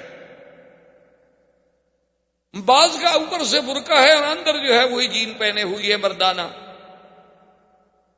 انا للہ و انا الیہ راجعون۔ تو بہرحال یہ عریانی کا دور چلتا تھا، لیکن اللہ نے حضور پاک صلی اللہ علیہ وسلم کے لیے یہ گوارا نہ کیا، کیونکہ حضور کو ادب سکھانے والے تو اللہ کی ذات تھی۔ اب ابو طالب کی کفالت کا زمانہ آیا تو حضور پاک نے دیکھا کہ میرے چاچے کے لیے بھی غربت کا بڑا دور ہے، سردار تو ہیں لیکن اتنا پیسہ نہیں ہے کہ گھر کا خرچہ بھی چلا سکیں، اس لیے بچے جو تھے ان کے وہ بھی روٹی پر لڑتے تھے، لیکن ایک محمد الرسول اللہ تھے صلی اللہ علیہ وسلم جو کبھی جھگڑا نہیں کیا۔ اور پھر تاریخ آتی ہے کہ تاریخ میں یہ بات موجود ہے کہ ابی طالب کہتے ہیں کہ جب وہ اپنا سفرے پر، جب مائدہ پر، جب دسترخوان پر میرا پیارا بیٹا محمد تشریف لے آتے تو اس تھوڑی سی روٹی میں اتنی برکت ہو جاتی کہ ہم سب پیٹ بھر کے کھا لیتے، اور جس دن حضور نہ آتے تو کسی کو پوری بھی نہ ہوتی۔ تو ابو طالب نے یہ اہتمام کر دیا، اس نے کہا کہ بھائی ایسا کرو کہ حضور کے بغیر تو روٹی کھانی جب تک کہ محمد رسول اللہ تشریف نہ لے۔ تو اب حضور صلی اللہ علیہ وسلم نے چاچا سے کہا کہ میں آپ کی مدد کرنا چاہتا ہوں اور آپ مجھے اجازت دیں کہ میں بھی کوئی کام کروں۔ تو انہوں نے کہا کہ بیٹا آپ کام نہ کریں۔ حضور نے فرمایا کہ نہیں، میں یہ برداشت نہیں کر سکتا کہ آپ کے بڑھاپے کا زمانہ ہے، اخراجات بہت زیادہ ہیں، اور اللہ نے مجھے الحمدللہ جوان بنایا ہے، تو میں کیوں نہ کام کروں۔ تو حضور نے بکریاں چرانی شروع۔ علی قرارید، کچھ پیسے مقرر ہو گئے، حضور بھی بکریاں لے کے تشریف لے جاتے باہر، ان کو چراتے، مزدوری کرتے۔ دراصل یہ بکریاں چرانا جو ہے یہ بھی اللہ کی طرف سے تربیت کا ایک حصہ تھا، اور ہر نبی نے بکریاں چرائی، یعنی یہ صفت صرف ہمارے آقا کی نہیں تھی، بلکہ اللہ کے جتنے انبیاء گزرے ہیں سب نے بکریاں چرائی۔ علماء نے لکھا اس میں حکمت تھی کہ تمام جانوروں میں سب سے زیادہ شرارتی جانور جو ہے بکری ہے۔ ایک منٹ میں پہاڑ پہ چڑھ جائے گی، ادھر بھاگ جائے گی، ادھر بھاگ جائے گی، ادھر بھاگ جائے گی، تو چرانے والے کے لیے ایک بہت بڑا امتحان ہوتا ہے۔ وہ لا رہا ہے، اچھا باقی جانور جو ہے ایک دفعہ آپ بھانک دیں گے بس چل پڑیں گے، لیکن یہ ادھر بھاگ رہی ہے، ادھر بھاگ رہی ہے۔ اور اس لیے حضرت موسیٰ علیہ السلام کا ایک دفعہ آتا ہے نا کہ ایک بکری کے پیچھے بھاگتے بھاگتے بھاگتے جب غصے میں آئے تو اسے بیت مارا، تو اللہ نے کہا کہ موسیٰ میرے بندے بھی تو میری فرمان سے بھاگتے رہتے ہیں، لیکن میں نے تو ان کو معاف کر دیتا ہوں، تو میں ایک بکری کو بھی معاف نہ کر سکتا؟ دیکھو میرے بندے بھی تو روزانہ میرے حکم سے کہاں بھاگتے ہیں، میں ادھر کہتا ہوں ادھر جاتے ہیں، میں مسجد کا کہتا ہوں ادھر چلے جاتے ہیں، میں قرآن کا کہتا ہوں وہ بائبل کی طرف جاتے ہیں، میں نماز کا کہتا ہوں تو وہ فلم دیکھنے چلے جاتے ہیں، لیکن پھر بھی میں نے ان کو کبھی ایسا تو نہیں مارا، کیونکہ اگر اللہ ہمارے جرم پہ ہمیں مارنے پہ آ جائیں تو پھر تو ہم زمین پہ چل ہی نہیں سکتے۔ یہ تو قرآن کا فیصلہ ہے، وَلَوْ يُؤَاخِذُ اللَّهُ النَّاسَ بِمَا كَسَبُوا مَا تَرَكَ عَلَىٰ ظَهْرِهَا مِن دَابَّةٍ، اللہ نے فرمایا کہ اگر ہم بندوں کو ان کے گناہوں پہ پکڑ لیں تو پھر اس زمین پہ کوئی چیز آپ کو چلتی ہوئی نظر نہ آئے۔ یہ تو اللہ کا کرم ہے کہ ہمارے لاکھوں گناہ معاف ہوتے ہیں، کسی ایک آدھے پہ تھوڑی بہت تنبیہ ہو جاتی ہے کہ ہماری اصلاح ہو جائے۔ تو اس لیے بکریاں چرانے میں یہ بھی تربیت تھی کہ اچھا پھر بکریوں میں آپ نے دیکھا نا کئی قسمیں ہوتی ہیں، کوئی کالی ہے کوئی پیلی ہے، تو امت میں بھی تو کئی رنگ ہوں گے۔ بکریوں میں آپ نے دیکھا ہے کئی آہستہ چلنے والی، کوئی تیز چلنے والی، کوئی دوڑنے والی، کوئی چھوٹے قد والی، کوئی بڑے قد والی، کوئی زیادہ دودھ والی، کوئی کم دودھ والی، تو امت میں بھی تو ایسے اختلاف ہوتے ہیں۔ تو اللہ اپنے نبیوں سے امت کی تربیت کا کام لینا ہوتا ہے تو ان کو پہلے ایسے کام میں ڈالتے ہیں کہ انہیں تربیت کا انداز آ جائے۔ تو ایک دن حضور پاک صلی اللہ علیہ وسلم نے چونکہ کبھی گانا نہیں سنا، حضور صلی اللہ علیہ وسلم نے کبھی موسیقی نہیں سنی، حضور صلی اللہ علیہ وسلم نے کبھی جھوٹے قصے نہیں سنے، تو کبھی شادیوں پہ نہیں گئے۔ ایک دن قریش کی بڑی شادی تھی، تو حضور نے اپنے ساتھی سے جو بکریاں چرانے میں شریک تھا اس سے کہا کہ بھائی اگر تم کل میری بکریاں سنبھال لو تو میں چاہتا ہوں کہ میں کم از کم یہ تو دیکھوں کہ مکے والوں کی شادی کا کیا طریقہ ہے، شادی پہ کیا ہوتا ہے، کیسے خوشیاں منائی جاتی ہیں، کیسے قصاص آتے ہیں، کیسے وہ قصے کرنے والے لوگ آتے ہیں، تو کم سے کم میں بھی کوئی شرکت کر سکوں۔ اس نے کہا ٹھیک ہے کل آپ کی بکریاں میں چرا لوں گا، کیونکہ رات کو تو جاگنا ہوتا ہے نا، رات جاگیں گے تو صبح تو سو جائیں گے، لازمی بات ہے۔ حضور فرماتے ہیں کہ میں آیا تو ابھی مجلس تیار ہو رہی تھی، ابھی کوئی قصہ وصہ کوئی کہانی شروع نہیں ہوئی تھی، فغلبنی النوم، حضور فرماتے ہیں مجھے اتنی نیند نے غلبہ کیا کہ میں سو گیا، فما افقت الا بعد حر الشمس، جب صبح سورج نکلا اور اس کی دھوپ آئی تو میں نیند سے اٹھا۔ اللہ نہیں چاہتے تھے کہ میرا بدنی جھوٹے قصے سنے، اللہ نے نیند سے، کیونکہ اللہ جب ادب سکھانے والے ہوں، اللہ جب تربیت دینے والے ہوں تو پھر تربیت میں کیسے نقص آ سکے۔ حضور پاک نے پھر دوسری رات پھر انتظام کیا کہ بھئی پچھلی رات اتفاق ہے شاید نیند آ گئی، آج رات تو میں بالکل نہیں سوؤں گا، آج حضور تیار ہو کے آئے، لیکن کہتے ہیں فغلبنی النوم، خدا کی شان ہے کہ نیند نے مجھے زبردست دبوچ لیا اور میں سو گیا، اور سب کچھ ہوتا رہا، گانے ہوتے رہے، آوازیں ہوتی رہیں، باجے بجتے رہے، لیکن ایسی نیند اللہ نے غالب کر دی کہ نیند اس وقت کھلی، مجلس اجڑ گئی، لوگ بھاگ گئے، سورج نکل آیا، حضور صلی اللہ علیہ وسلم دھوپ سے اٹھے، دیکھا تو کچھ نہیں، تو واپس آئے تو اس بھائی نے پوچھا کہ ماذا رأیت تھا، آپ نے کیا دیکھا؟ انہوں نے کہا میں تو کچھ نہیں دیکھا، مجھے تو دونوں راتوں نیند آ گئی۔ اصل میں اشارہ اس طرف تھا کہ محمد عربی صلی اللہ علیہ وسلم جس چیز کو تیرے دین میں ہم نے حرام کرنا ہے اس کو تیرے قانون میں ہم کیسے جانیں؟ اللہ تبارک و تعالی اپنے نبی کی تربیت کا ابتدا سے ہی انتظام کر۔ ابو طالب نے اب ارادہ کیا کہ میں تجارت کا سفر کروں، چونکہ مکے والوں کے سفر ہوتے تھے تجارت۔ صلی اللہ علیہ وسلم کو جب پتہ چلا تو آتا ہے فأخذ بثوب امہ، حضور نے آ کر بھی اپنے چاچا کا کپڑا پکڑ لیا، جیسے کہتے ہیں نا جیسے بچہ ضد کرے تو ماں باپ کے قمیص کو پکڑ لیتا ہے کہ میں نہیں چھوڑوں گا جی، بس میں نہیں چھوڑوں گا، کیونکہ اس بیچارے کو کہاں جگہ ملے پناہ کی۔ تو حضور صلی اللہ علیہ وسلم اخذ بثوب امہ، اپنے چاچے کے کپڑے کو پکڑ لیا، کہنے لگے کہ مجھے بھی آپ ساتھ لے جائیں۔ انہوں نے کہا اب سفر ہے، شام تک جانا ہے، اتنا طویل سفر ہے اونٹوں کا، میں تو آپ کی وجہ سے آپ کو نہیں لے جا رہا کہ آپ کو تکلیف ہوگی۔ انہوں نے کہا میں نہیں چاہتا کہ آپ اکیلے جائیں، میں ضرور جاؤں۔ فرضی ابو طالب بھی راضی ہو گئے، کہا چلے۔ جب ابو طالب آپ کو قافلے میں لے کے چلے اور قافلہ تخوم شام یعنی شام کے قریب پہنچا، جہاں سے شام کی ابتدا شروع ہو جاتی ہے، یعنی نشانیاں، علامات، امارات شروع ہو جاتی ہیں، تو وہاں ایک دیر تھا، دیر کہتے ہیں سومیا، اسے آپ کہہ لیں مندر یا عیسائیوں کا گرجا۔ یہ سوامے ہوتے ہیں، آپ نے دیکھے ہیں ہر ملک میں، اب تو ہر جگہ ہے۔ عیسائیوں کے مثلاً ہندوؤں کے مندر کہلاتے ہیں، عیسائیوں کے کلیسا یا گرجا کہلاتے ہیں۔ اللہ کی شان ہے، ویسے اردو میں نام اس کا بڑا عجیب ہے، گرجا، یعنی آپ اس کو ذرا آرام سے پڑھیں نا، گرجا۔ ویسے اللہ کی رحمت سے اب گر بھی رہے ہیں، ہزاروں ایسے ہیں جو بک گئے اور اس میں مسلمانوں کی مسجدیں مدرسے قائم ہو گئے۔ تو گر جانے کا معنی یہ تو نہیں ہوتا کہ حقیقت عبارت گر جائے، جب بدل گئی تو گویا گر گئی، اس کی بات تو ختم ہو گئی۔ تو بہرحال یہ ایک یعنی لطیفہ ہے کہ بعض آدمیوں کا نام ایسے ہوتا ہے نا جی، جیسے وہ ہمارے خواجہ صاحب تھے نا، وہ فوت ہو گئے، خواجہ محمد طفیل، زندہ ہیں، اللہ کرے زندہ ہوں، جماعت اسلامی کے خواجہ طفیل بہت پرانے ان کے لیڈر ہیں۔ تو وہ ہمارے ایک ساتھی تھے، تو وہ جب ان کی بات ہوتی نا تو الیکشن میں ان کا مقابلہ، آپس میں ایک دوسرے کے مقابلے میں کھڑے ہوتے، تو وہ کہتے نا کہ خواجہ تو فیل، یعنی طفیل جلدی سے کہیں تو پھر تو طفیل بنے گا، اگر ایسا کہیں تو فیل، تمہارے تو نام میں فیل ہے، تم نے کیا جیتنا ہے، تو فیل۔ تو اس لیے بعض چیزیں ایسی ہوتی ہیں کہ جن کی ادائیگی میں حروف سے ترجمے بگڑ جاتے ہیں اور معنی بدل جاتے ہیں۔ بہر صورت تو وہ جناب جب دیر میں پہنچے تو وہاں ایک راہب تھا، اور وہ کبھی اس دیر سے، اس سومیا سے، اس کلیسا سے باہر نہیں۔ اب یہ پہلی دفعہ تھی ابو طالب کے دور میں، جب یہ سفر پہ گئے تو ان کی زندگی میں یہ پہلا واقعہ تھا، یعنی اس سے پہلے کبھی ایسا نہیں ہوا کہ وہ راہب جو ہے وہ باہر نکلا ہو۔ لیکن وہ راہب باہر بھی آیا، اور آنے کے بعد اس نے یہ بھی کیا کہ اعلان کیا کہ بھئی تمام مکے کا جو قافلہ ہے ان سب کو میری طرف سے دعوت۔ ابو طالب حیران کہ بھئی یہ تو راہب کبھی باہر نہیں آیا اور آج ہمیں دعوتیں ہو رہی ہیں، بات کیا ہے؟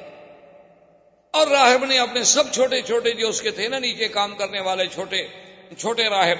تو ان کو کہا کہ بھئی اعلیٰ سے اعلیٰ کھانے کا انتظام کرو، اور اتنا کھانے کا انتظام کرو کہ پورے قافلے کو کھلاؤ، اور ہر آنے جانے والے کو، گزرنے والے کو، بستی والوں کو، سب کو کھلاؤ، اور کسی چیز کی کمی نہیں ہونی چاہیے، اور خود کھڑے ہو کے نگرانی کرو۔ کھانے کا انتظام ہو گیا بڑی لمبی تفصیل میں۔ اب جناب جب کھانے کا وقت آ گیا تو راہب ایک کو غور سے دیکھ رہا ہے، اور اس کے بعد اس نے پوچھا ابو طالب سے کہ حل ترکتم احدن، کسی کو چھوڑ کے آئے ہو، کوئی بندہ رہ تو نہیں گیا؟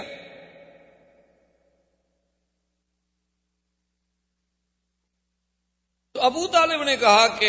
ایک بچہ رہ گیا، ہم چھوڑ آئے کہ ذرا سامان کے ساتھ رہے گا، نگرانی کرے گا۔ اس نے کہا عجیب بات، بھائی میں نے سب کو دعوت دی تھی، بچے کو چھوڑ آنے کا کیا مطلب؟ تو ابو طالب نے کہا کہ کوئی ایسی بات نہیں، وہ ہمارا اپنا بچہ ہے، ہم اس کے لیے کھانا لے جائیں گے۔ اس نے کہا ابو طالب کیا بات کر رہے ہو، جس کے لیے میں نے دعوت دی ہے اسی کو تو تم چھوڑ آئے، تم لوگ تو ہمیشہ یہاں سے گزرتے رہتے ہو، پہلے بھی میں نے کبھی تمہیں دعوت دی ہے۔ اب جب حضور صلی اللہ علیہ وسلم کو بلایا گیا تو اب وہ غور سے دیکھ رہا ہے کہ یہ کیسا بچہ ہے کہ جو آتا ہے تو بادل اوپر چل رہا ہے، آپ پر دھوپ نہیں پڑتی۔ جب آپ قریب آ گئے، بیٹھ گئے، ابو طالب سے پوچھا کہ من ھذا، یہ کون ہے؟ انہوں نے کہا میرا بیٹا ہے۔ تو اس نے کہا کہ نہیں تم جھوٹ بول، یہ تمہارا بیٹا نہیں۔ اس نے کہا میرا بیٹا ہے۔ اس نے کہا واللہ غضب تھا، اس نے کہا میں قسم کھاتا ہوں جھوٹ بول رہے، تمہارا بیٹا نہیں ہے، اس کا باپ اس وقت زندہ نہیں ہو سکتا۔ اس نے کہا بات یہ ہے کہ انہو ابن اخی، میرے بھائی کا جو بیٹا ہے تو وہ میرا ہی بیٹا ہوا۔ اس نے کہا نہیں میں سیدھی بات کروں کہ اس کا باپ مر گیا؟ اس نے کہا ہاں اس کا باپ مر گیا۔ اس نے کہا ہاں پھر ٹھیک۔ اب اس نے حضور صلی اللہ علیہ وسلم سے کہا کہ آپ کا اسم گرامی، آپ نے فرمایا میرا نام محمد ہے. فرمایا اقسمک باللات والعزیٰ، میں تمہیں لات و عزیٰ کی قسم دیتا ہوں. حالانکہ وہ نصرانی تھے، وہ نہیں لات و عزیٰ کو مانتے، لیکن مکے والے چونکہ مانتے تھے نا لات و عزیٰ کو، اس لیے قاعدہ ہوتا ہے نا کہ جو آدمی جس کو مانتا وہ آدمی کہتا ہے یار چلو تمہیں اس کی قسم. تو اس نے کہا اقسمک باللات والعزیٰ، میں تمہیں لات و عزیٰ کی قسم دیتا ہوں کہ جو میں تم سے پوچھوں سچ بتاؤ. حضور نے فرمایا لا تقسمنی باللات والعزیٰ، خبردار مجھے پھر نہ کہنا لات و عزیٰ کی قسم. انی ابغضهم اشد البغض، ساری دنیا میں مجھے سب سے زیادہ بغض اگر ہے تو ان بتوں سے. اب ابو طالب بھی حیران ہے اور راہب بھی حیران ہے کہ اتنے جوش سے، اور ابھی تو حضور صلی اللہ علیہ وسلم کی ابتدائی عمر مبارک. تو اس نے کہا کہ اچھا محمد صلی اللہ علیہ وسلم ناراض، انی اقسمک باللہ، میں تمہیں اللہ کی قسم. آپ نے فرمایا فسا، اگر تم اللہ کی قسم دیتے تو پوچھو کیا پوچھو. اس نے کہا مجھے یہ بتاؤ تم نے کبھی خواب دیکھے ہیں؟ حضور نے فرمایا ہاں دیکھے. ان خوابوں میں تم نے کیا کیا دیکھا؟ حضور صلی اللہ علیہ وسلم نے کچھ باتیں بتلا دی. اس نے کہا حضور صلی اللہ علیہ وسلم سے کہ تم نے اپنے دوران رضاعت کے جو کچھ عرصہ مکمل کیا اس کے بعد بھی کوئی واقعہ پیش آیا؟ تو آپ نے فرمایا ہاں ایسے آیا تھا کہ میرا سینہ مبارک کھولا گیا. یعنی وہ واقعہ حضور صلی اللہ علیہ وسلم. تو اس نے کہا کہ یا محمد ہے تو بڑی گستاخی، لیکن میں مجبور، اگر تم مجھے اجازت دو تو میں تمہاری پشت دیکھ سکتا ہوں. تو آپ نے فرمایا کوئی بات نہیں، جب تم نے مجھ سے اللہ کے نام پر کہا ہے تو دیکھو. جب آیا تو اس نے دیکھا کہ بین کتفیہ، دو کندھوں کے درمیان میں ایک جگہ جو تھا نا جی ایسے یعنی وہ گوشت کا حصہ مبارک تھا جیسے ایک مہر مبارک ہو اس کا، اور اس کے اوپر بھی بال، اس ٹکڑے پر، اس گوشت کے اس ٹکڑے پر بھی بال مبارک تھے. بلکہ حدیث میں ایسے آتا ہے کہ عرف الدیک، حدیث مبارک میں یہ لفظ بھی موجود ہیں کہ ان بالوں کی ترتیب بھی ایسی تھی جیسے مرغے کے اوپر آپ نے دیکھا ہے نا جی اس کے اوپر جو بال کھڑے ہوتے ہیں بڑے ترتیب میں، اسی طرح وہ بال مبارک تھے. اور ادھر ادھر اس کے خال تھے، اس سیاہ تل جسے آپ کہتے ہیں، اس کے ارد گرد تل تھے. جب اس نے دیکھا فقبل یدیہ ورجلہ، وہ تو حضور کے پاؤں پہ گر گئی. اس نے ہاتھ چومے، پاؤں چوما. اس نے کہا ھذا نبی ھذہ الامہ. اس نے کہا ابی طالب ایک بات سنو، ان کو شام مت لے جاؤ. اگر تم ان کو شام لے گئے وہاں یہود ہیں اور یہود ان کو پہچان لیں گے اور یہود ان کو قتل کر دیں گے. ان کو فوراً مکے واپس بھیج دو. یہ نبی ھذہ الامہ، اس امت کا نبی پیدا ہو گیا، تم تو بڑے شان والے آدمی. تو ابی طالب نے کہا کہ اچھا. اب اس کے بعد جب دعوت ختم ہو گئی اور حضور صلی اللہ علیہ وسلم تشریف لے آئے تو جب درخت کے نیچے جا کے بیٹھنے لگے تو اس راہب نے ابو طالب سے کہا کہ درخت کی ٹہنیوں پہ غور کرو.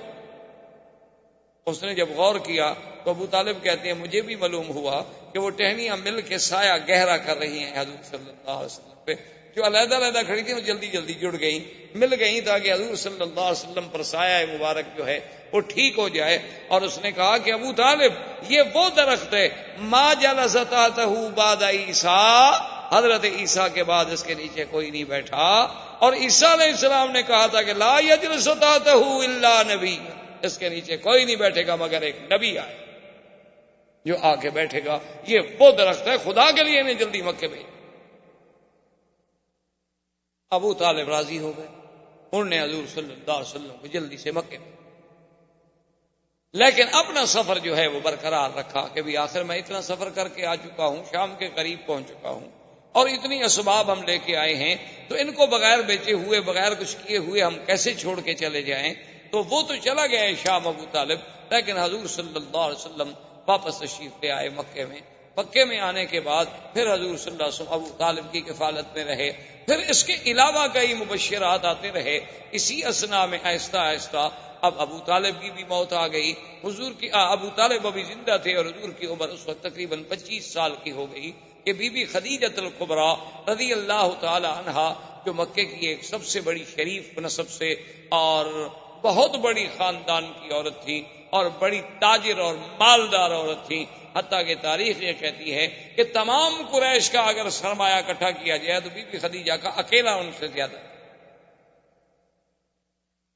اب چونکہ بی بی خدیجہ ایک خاتون تھی، وہ خود تو سفر نہیں کرتی تھی، وہ لوگوں کو اپنا مال دے کے کبھی تو تنخواہ پہ ملازم رکھ کے بھیج دیتی، کبھی ان سے حصہ مقرر کر لیتی، کبھی ان سے کچھ نسبت طے کر لیتی، مال دیتی۔ انہیں جب پتہ چلا کہ یہاں ایک ذات پاک ہیں جن کا نام محمد ہے اور شہرہ ہے محمد ابن عبداللہ کا، آپ کی صداقت کا، آپ کی شرافت کا، آپ کی سیرت کا، آپ کے کردار کا، تو انہوں نے پیغام بھیجا کہ حضور آپ میرے مال سے کیوں تجارت نہیں کرتے؟ حضور صلی اللہ علیہ وسلم راضی ہو گئے۔ تو بی بی خدیجہ نے اپنا ایک غلام تھا میسرہ، ان کا ایک عبد تھا، خریدا ہوا غلام تھا، وہ بھی حضور کے ساتھ بھیجا، اور میسرہ کو بھی مال دیا، حضور پاک کو بھی مال دیا، اور میسرہ کی ذمہ داری لگائی کہ تم نے حفاظت بھی کرنی ہے اور ساتھ بھی رہنا۔ اب حضور صلی اللہ علیہ وسلم مال لے کے شام کی طرف چل پڑے۔ میسرہ کہتا ہے کہ واللہ خدا کی قسم ہے میں نے ایسا خلق تو کبھی نہیں دیکھا تھا قریش۔ وہ تو ہم غلاموں کو غلام سمجھتے تھے کہ دور بیٹھو کام کرو، لیکن محمد مصطفیٰ کھانا میرے ساتھ کھا رہے ہیں، پانی میرے ساتھ پی رہے ہیں، اور مجھ سے ایسی باتیں کر رہے ہیں جیسے میں بالکل آپ کا کوئی ایک عزیز ہوں۔ اتنی کرم، اتنی محبت، اتنا۔ اور پھر حضور شام آئے، مال بیچا۔ پھر مال بیچنے کے بعد میسرہ سے کہا کہ بھی پیسے لے کے جو ہم واپس جائیں، کیوں جائیں؟ یہاں سے مال خرید لو، وہ مکے میں بیچ دیں گے۔ تو وہ مال خرید کر کے مکے میں لے آئے، اور مکے میں آ کے وہ مال بیچا۔ اب سب پارٹیاں جو تھیں ان نے تو ایک دفعہ نفع کمایا، حضور نے 2 دفعہ نفع کمایا، یعنی جب تجارت دی گئی تو اس میں بھی آپ سب سے آگے نکل گئے، کوئی مکے کا تاجر بھی مقابلہ نہ کر سکا۔ بی بی خدیجہ کو جب پتہ چلا کہ ایک آدمی نے کبھی تجارت نہیں کی اور وہ اتنی جلدی کیسے اس مقام پہ پہنچ گیا کہ سب تجارت کے تجربہ کار جو تھے وہ پیچھے رہ گئے،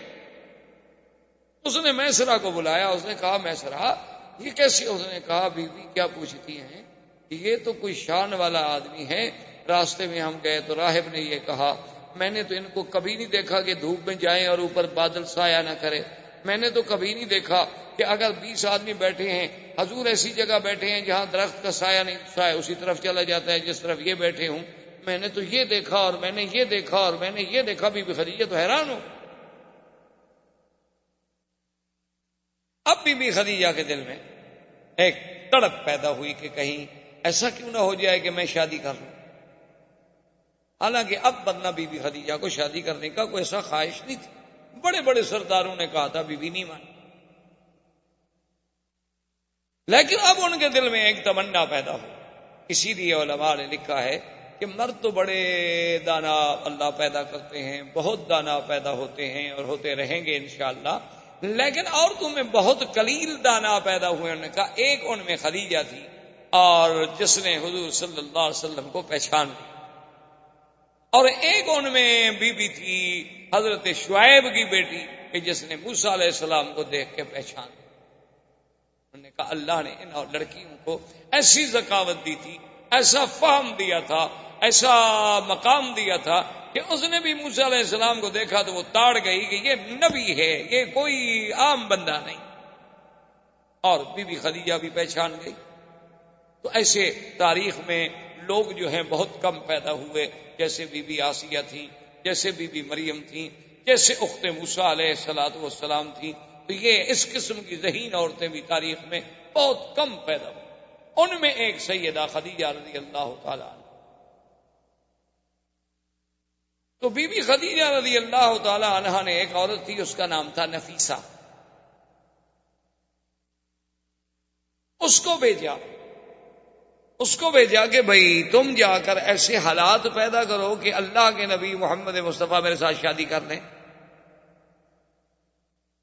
جیسے لوگ ہوتے ہیں نا جی، عورتیں جاتی ہیں شادی کرانے کے لیے، پیغام لے کے جاتی ہیں، وہ نفیسہ اس قسم کی عورتوں میں سے تھی۔ تو وہ آئی حضور صلی اللہ علیہ وسلم کی خدمت میں، اور آ کر اس نے عرض کیا کہ یا محمد هل ترغب فی الزواج، کیا تم شادی کرنا نہیں چاہتے؟ جوان آدمی ہو، ماشاءاللہ، اتنا اللہ نے تمہیں صحت دی ہے، قوت دی ہے، شادی کیوں نہیں کرتے آپ؟ آپ نے فرمایا کہ نفیسہ شادی تو میں کرنا چاہتا ہوں، لیکن سوال یہ ہے کہ کس چیز سے شادی کروں؟ میرے پاس تو کوئی پیسہ نہیں، دولت نہیں، اور بغیر دولت کے پیسے کی شادی کیسے ہو؟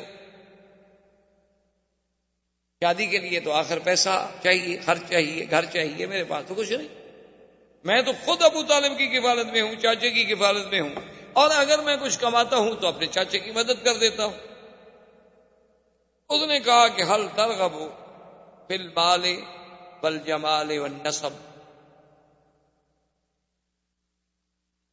انہوں نے کہا کہ محمد مصطفیٰ صلی اللہ علیہ وسلم، کیا آپ چاہتے ہیں کہ میں ایک ایسی عورت جس میں جمال بھی ہو، مال بھی ہو اور نسب بھی، تینوں چیزیں جمع ہوں؟ کیونکہ بعض عورتیں جو ہیں جمال تو بڑا ہوتا ہے، خوبصورتی بڑی ہے، لیکن خاندان اچھا نہیں۔